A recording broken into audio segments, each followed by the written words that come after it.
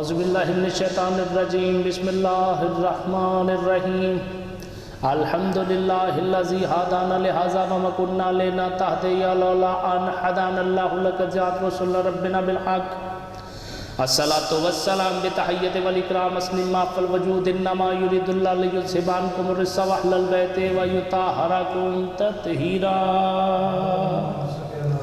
ولعنت اللہ دائم اجمعین اما بعد بسم اللہ الرحمن الرحیم یوم ندعو کل اناس بامامہم صلوات۔ 4 سطروں سے اپنی نوکری کا آغاز کرنا چاہتا ہوں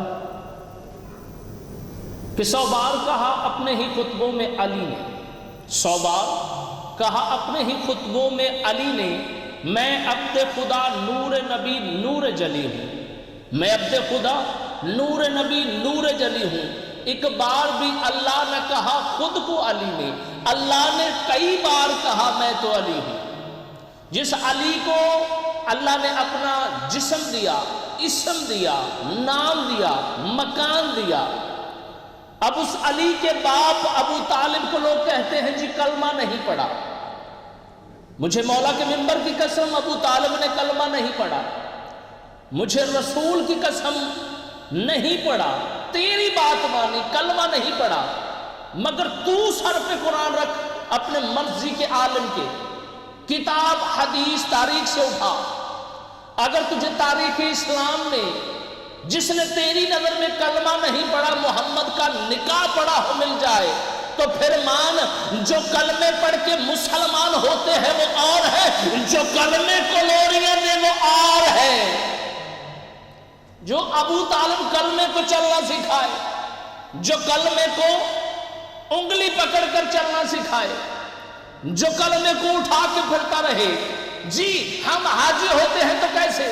کعبے میں چلے گئے، دیوارے کعبہ کو چوم لیں، مدینے چلے جائیں، سرکار کی جالی کو دیکھ کے سلام کریں، جالی کو چوم لیں، جائے تو نصیر صاحب، آئے تو حاجی نصیر صاحب، جائے تو ندیم صاحب، آئے تو حاجی ندیم صاحب، جائے تو آصف صاحب، واپس آئے تو حاجی آصف صاحب، جائے تو سعید صاحب، واپس آئے تو حاجی سعید صاحب۔ بھئی مجھے بتا تو صحیح تو نے ادھر کیا کیا ہے؟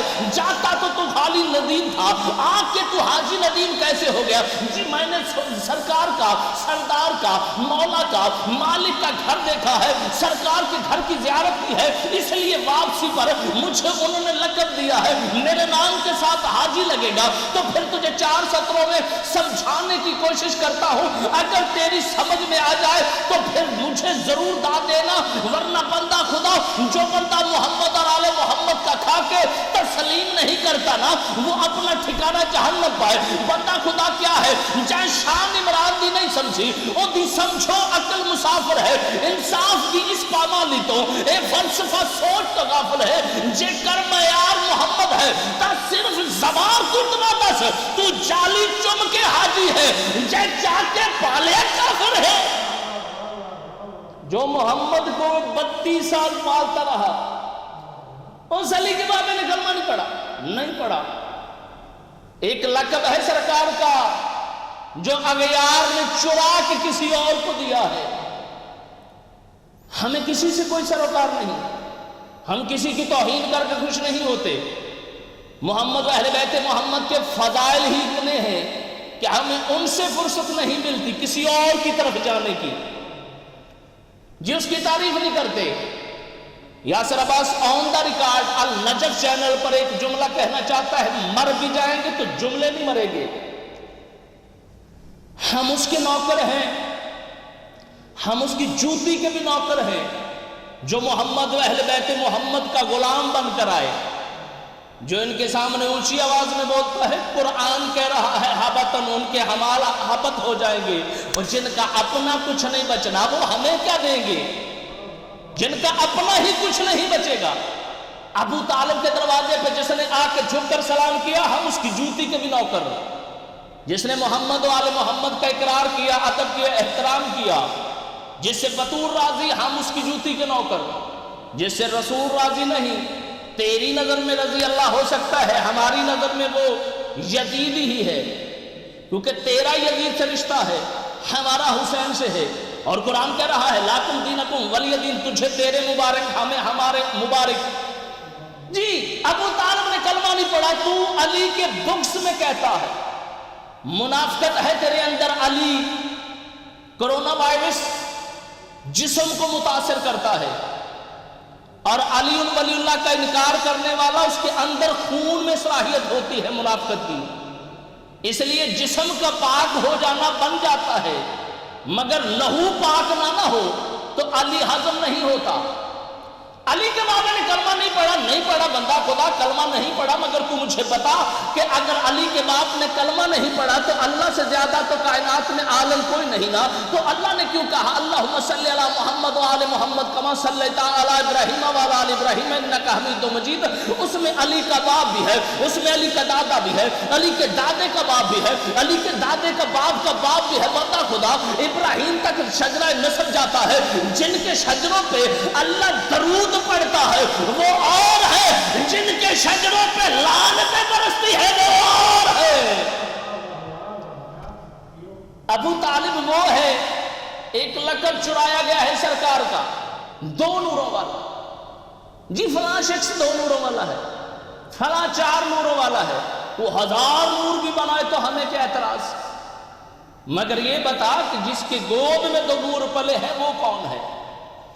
جسے قرآن کہے قد جاءکم من اللہ نور و کتاب مبین۔ ہم قرآن کی آیت بھی پڑھتے ہیں تو مقابلے میں روایت لے آتا ہے، ہم کونوا الصادقین کا ذکر کرتے ہیں تو جھوٹے لے آتا ہے، ہم وار سے قرآن کا ذکر کرتے ہیں تو اپنے جیسوں کو لے آتا ہے، ہم محمد و اہل بیت محمد کا ذکر کرتے ہیں تو مولوی کو لے آتا ہے۔ بندہ خدا اپنی عقل کا علاج کر، قرآن کو غور سے پڑھا کر۔ قرآن تلاوتوں کے لیے نازل نہیں ہوا، قرآن ہدایتوں کے لیے نازل ہوا ہے، اور محمد اہل بیت محمد کے دروازے سے بڑی کائنات میں ہدایت دینے والی کوئی اور ہستیاں ہے ہی نہیں۔ بندہ خدا دو نوروں والا، یہ دو نوروں والا کب ہوا؟ جب جناب عمران کی گود میں ایک زانو پہ جناب محمد مصطفیٰ ہوتے تھے، ایک زانو پہ جناب علی المرتضیٰ ہوتے تھے۔ جب یہ دونوں نوروں کو سرکار اپنی کندھوں پہ گود میں بٹھا کے بیٹھتے تھے نا، اس وقت زمانے کے مشرک منافق مومن مسلمان جتنے بھی زمانے کے لوگ تھے وہ دور سے دیکھ کے کہا کرتے تھے ھذا ذو نورین، یہ ہے دو نوروں والا، یہ ہے دو نوروں والا۔ اس لیے سرکار کو دو نوروں والا کہنے لگے کیونکہ ایک زانے پہ جناب محمد ہوتے تھے، دوسرے زانوں پہ جناب علی المرتضیٰ ہوتے تھے، جن کو دیکھ کر عرب کے کافر بھی کہے یہ ہے نور والا وہ اور ہے، جسے تو جبرن کہے نور والا وہ اور ہے، جسے قرآن نور والا کہے وہ اور ہے، جسے تو نور والا کہے وہ اور ہے۔ جناب محمد مصطفیٰ کی شادی پر 12 اونس سونا، 45 اونٹ اور 700 مشکال چاندی جناب ابو طالب نے دی ہے۔ اب محمد ہے صاحب شریعت نبی، اگر ابو طالب کافر تھا تو ابو طالب کا دیا ہوا مال واپس کرو۔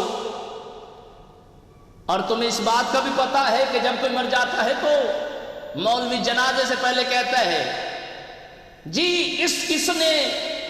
جس کسی نے بھی اس ہاذا میت سے کچھ لینا ہو تو لے لو،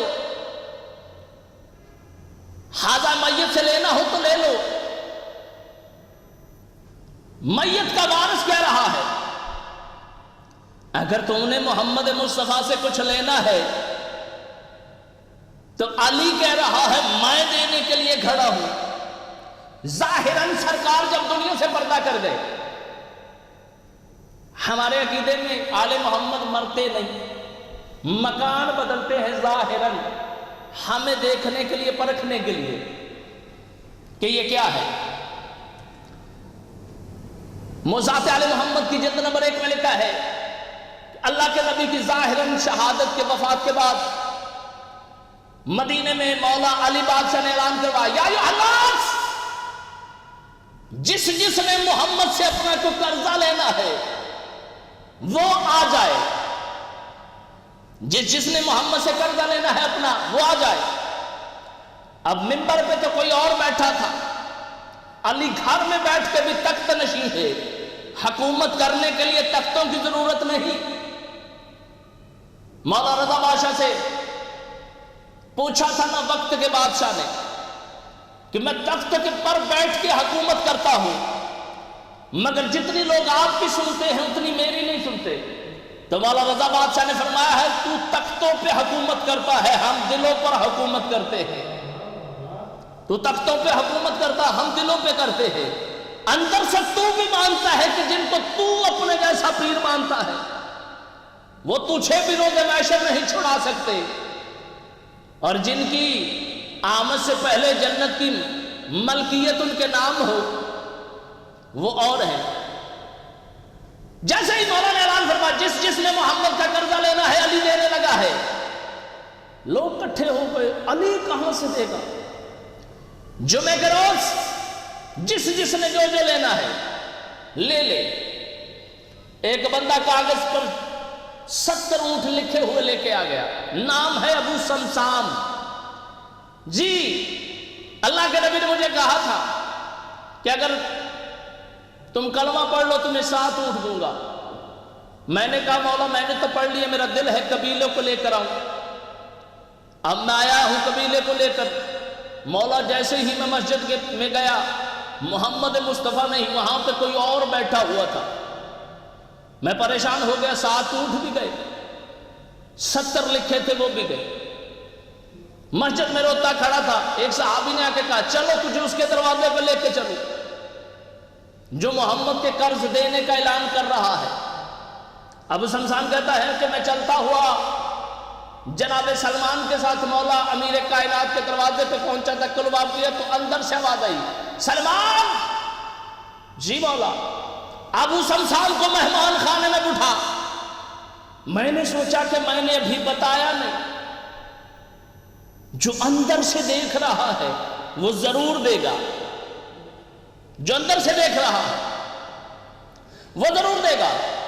جیسے ابو سمسام فرماتے ہیں کہ مولا میں نے اپنا وہ کاغذ جس میں لکھے ہوئے تھی تحریر مولا کو دی۔ میرے مولا نے فرمایا ٹھیک ہے، جمعے کے روز، جمعے کے بعد پورا مدینہ اکٹھا ہو جائے دے دیں گے۔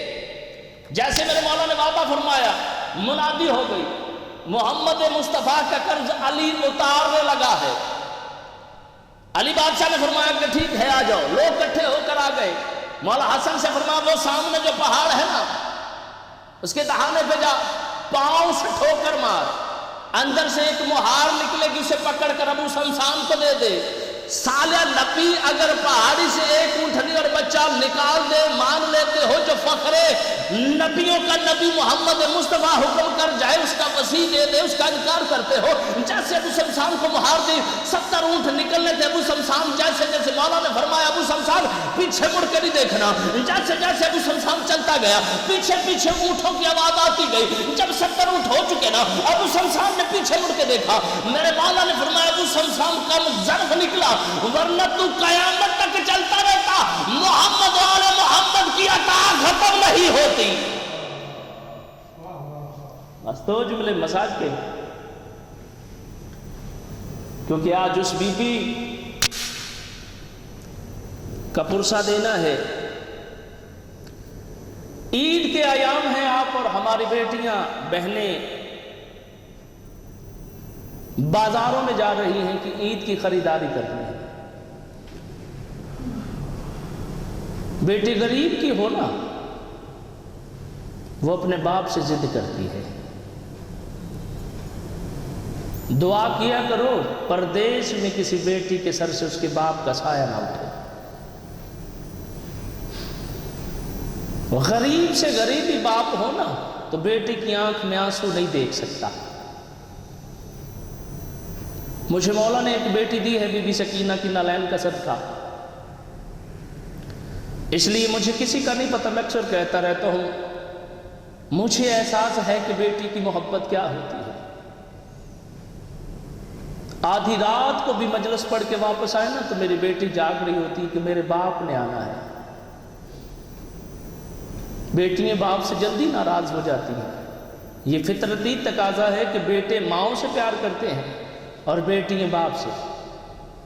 کرتے تو دونوں سے ہیں، مگر ایک فطرت ہے کہ بیٹے ماں سے زیادہ پیار کرتے ہیں اور بیٹیاں باپ سے زیادہ کرتی ہیں۔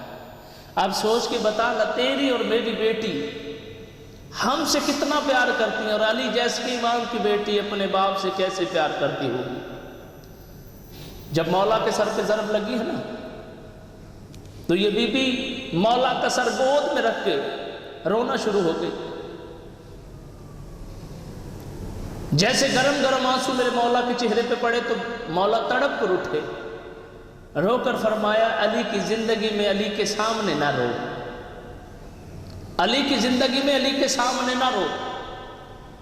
بی بی فضا فرماتی ہے کہ جب مولا کی شہادت کے ایام قریب تھے نا، تو رمضان کے دنوں میں مولا نے فرمایا کہ فضا کوفے کی عورتوں سے کہہ دے میرے گھر میں قرآن پڑھنے کے لیے آیا کرے۔ جب عورتیں قرآن پڑھنے کے لیے آتی نا، تو جب قرآن پڑھ کے جلنے لگتی تو جناب مولا امیر کائنات فرماتے علی کے یہ ہاتھ دیکھو اور ایک منت ہے مان لو۔ وہ کہتی آپ بادشاہ مالک ہے حکم کریں۔ اس وقت علی مولا فرماتے کہ چلو میں تمہیں ایک منظر دکھاتا ہوں۔ آپ نے فرمایا کہ میری بیٹی کے سامنے زیادہ ہجوم نہ کیا کرو، میری بیٹی رش میں گھبرا جاتی ہے۔ بی بی فرماتی ہے کہ ایک دن منظر کچھ ایسا تھا کہ میرے بابا نے فرمایا زینب سر سے چادر اتار کے ان کے سامنے بال کھول کے چل کے دکھا۔ بی بی رو کے کہتی بابا بھلا جس کے 18 بھائی ہو اس بہن کے بال کون کھولے، اس بہن کی چادر کون اتارے، اس بہن کو یتیم کون کرے۔ اس وقت علی بادشاہ فرماتے ہیں یہی کوفہ ہوگا اور تیرے ہاتھ بندے ہوں گے اور تیرے غازی کا سر لینے پر ہوگا اور تیرے حسین کی آنکھیں بند ہوگی۔ جب مولا نے فرمایا کوفے کی عورتوں اس رنگ میں میری بیٹی کو دیکھو، کل کو کوئی آ جائے تو پہچان لینا۔ ایک واقعہ علی کی بیٹی کتاب آئی ہے سید کاظم قزوینی کی، اس کے شروع میں لکھا ہوا ہے کہ جب امام حسین کی شہادت ہوئی نا، تو یزید کی بیوی ہندا قید خانے میں آئی، تو یہ بیویاں اسیر قید خانے میں تھی، تو اس کی غلام کنیز ایک کرسی ساتھ میں لائی جس پہ وہ آ کے بیٹھی، تو آ کے پوچھتی ہیں کہ تم کون ہو؟ بی بی فرماتی ہے کہ ہم مسافر ہیں۔ اس نے پوچھا کہاں کے رہنے والے ہو؟ بی بی فرماتی ہے مدینے کے۔